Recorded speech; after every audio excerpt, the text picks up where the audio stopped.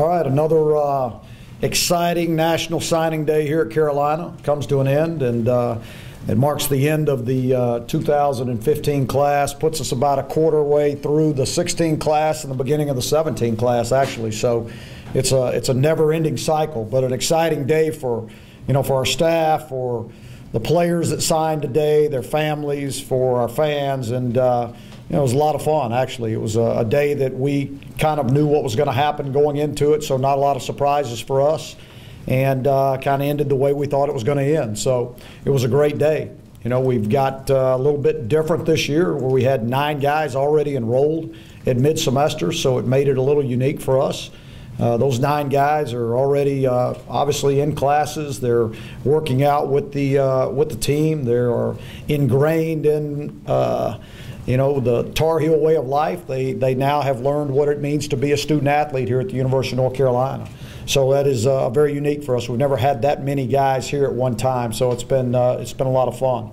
And so we brought in 9 guys today in this class. I think the overall class, when you look at it, a very balanced class. We had at least 1 player from every position, which again, we're trying to build depth across the board and bring in guys that can help us immediately, and that's what we feel like we've done with this class. Some might have been surprised that you didn't use your full allotment. You had a full allotment of scholarships for the first time. What was kind of... Yeah, well, we would, our intention was to do that until we made a change with the defense and a new philosophy defensively. So we got kind of a late run on some of those kids that we made a run at towards the end and didn't go the way we wanted it to go. So we decided instead of going for quantity, we thought we'd better go for the quality and save those scholarships from next year's class. Are you open to adding anybody else to this class? Oh, that could happen. That could happen anytime, yeah. Are you pleased, given the circumstances, the cloud, the chatter, we even saw today down the road in Winston-Salem, the things that are being said about the program? Are you pleased with what you were able to get today? I think our staff did an exceptional job. I mean, it's the negative recruiting this year was at an all-time high, in my opinion. So I think our staff did a tremendous job. We spend a lot of our time, unfortunately, not selling what the university has to offer and defending against the accusations and the stories that are made up a lot of times in the home. So we end up spending a lot of time spinning our wheels. Just how big of an obstacle is that, Coach? How big is an obstacle? How big is it? Well, I mean, it's something that you have to address on a daily matter. I mean, when you feel like you've got things calmed down, then somebody else makes up something else and tells a kid and his family, and so then you obviously have to address it and put that fire out so they know the truth. And it's something that is going to continue to happen until we get it all straightened out. The stuff that is being made up, I mean, the Weinstein report, for instance, is out, so if anybody can look that up. Is it more about looking for, like, oh, they're going to be on sanctions or whatever? Is it more of that? Well, I'm not in the homes. I can't tell you exactly what's being told, other than I was told today by one of the high school coaches that it was just it was very unique that when they came in, they didn't say anything about their school. It was just nothing but smearing the University of North Carolina the whole time they were in there. So, I mean, I guess sometimes when you don't have a whole lot to sell, you go the other way and you try to run the other program down. In general, though, how many questions, I guess, do you get from kids that maybe aren't about accusations, but like about things that have been documented and just said, hey, this is what's going on with well, we addressed everything from the beginning with every kid that we dealt with. I mean, there was never a situation where we were trying to hide what was going on. I mean, we were very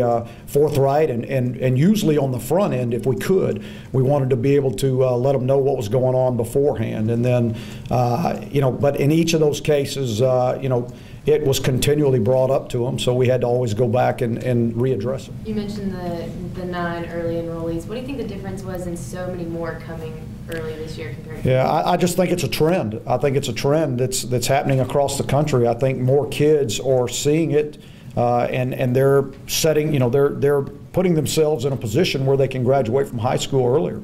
You know, now the thing is that you don't always have 9 or 10 spots that you can take at mid-semester, and so that's going to be probably a factor for kids in the future as far as how many spots you actually have at mid-semester, as far as where they'll choose.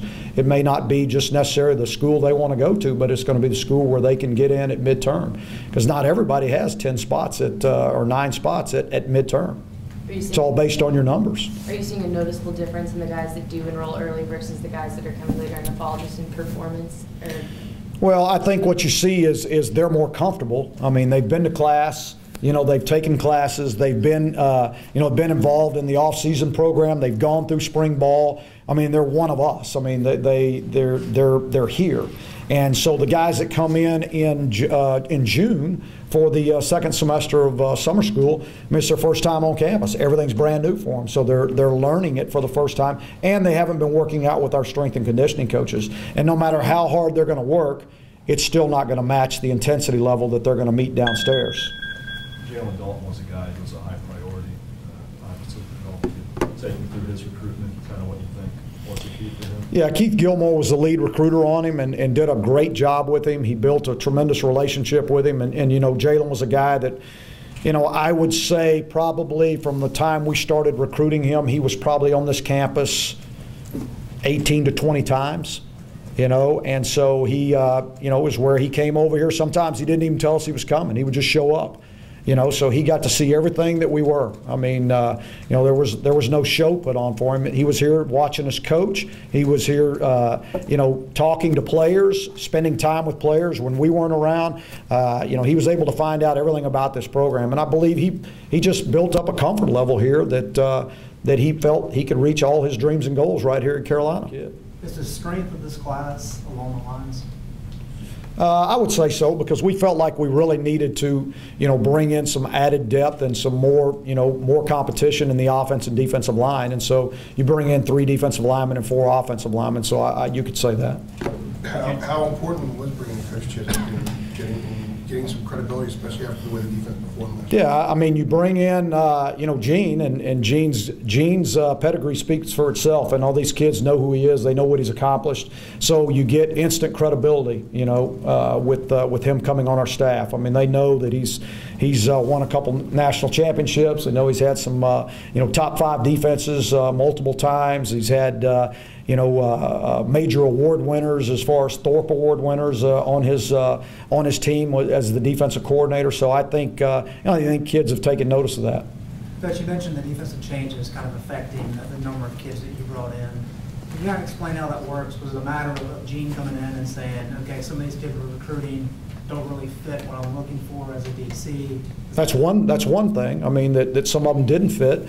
The other part of it is you have some other coaches on your staff that have built relationships, and when they're not going to be here anymore, the kid moves on, and you lose those contacts. You lose everything that you were doing, that you were recruiting him for the last year and a half, and so you weren't able to close on them in that situation. And then Mike Hughes, you were literally on the plane going to Detroit when he announced. Yeah.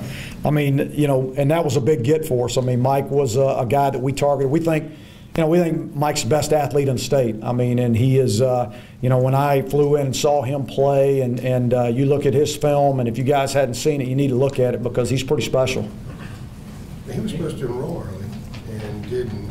Whatever it was that kind of caused the delay is everything. Yeah, everything will be fine. Everything will be fine. How do you use him both ways? Oh, yeah, we could definitely use him both ways. We're going to start him out at corner, and as he learns that and gets comfortable with that, then we can always throw him over on the other side of the ball, and he can learn some of the slot stuff. He's obviously a return specialist also. He can do things in the punt return and kickoff return game. You got 3 tight ends. Why such an emphasis on that position in addition to the line? Well, we lost. I mean, when we lost Jack Tabb, we really had Brandon Fritz as the only kid coming back on scholarship, and so it was a hole for us that we needed to fill. Charlie Heck is a guy that's a very interesting kid, because he's, I remember seeing him, 3 years ago when we recruited John. and he was sitting on the couch, and I mean, it was just this kid, and then I didn't see him again in person until the Notre Dame game, and he was standing next to his dad after the game, and I'm walking to the press conference, and I see Andy as I'm walking by, and I kind of glance upwards. Andy's about 6'5½", and I'm like, "Charlie?" And he's like, "Yeah, Coach." So, he's 6'6", 6'7", 260 pounds. And I mean, I was like, wow. So then we started looking at his film, and because they're living out in Kansas City now, and got excited about it. But I don't know if I don't know if Charlie will be able to stay at tight end, actually. I think that's where we're going to start him out, but I think he's going to be bigger probably than John and his dad, actually. I mean, he's going to be a big man. Why the decision to sign 2 quarterbacks? We both of them were dual threat guys, and we had both in camp. Obviously, Anthony being here in state was a huge commitment for us.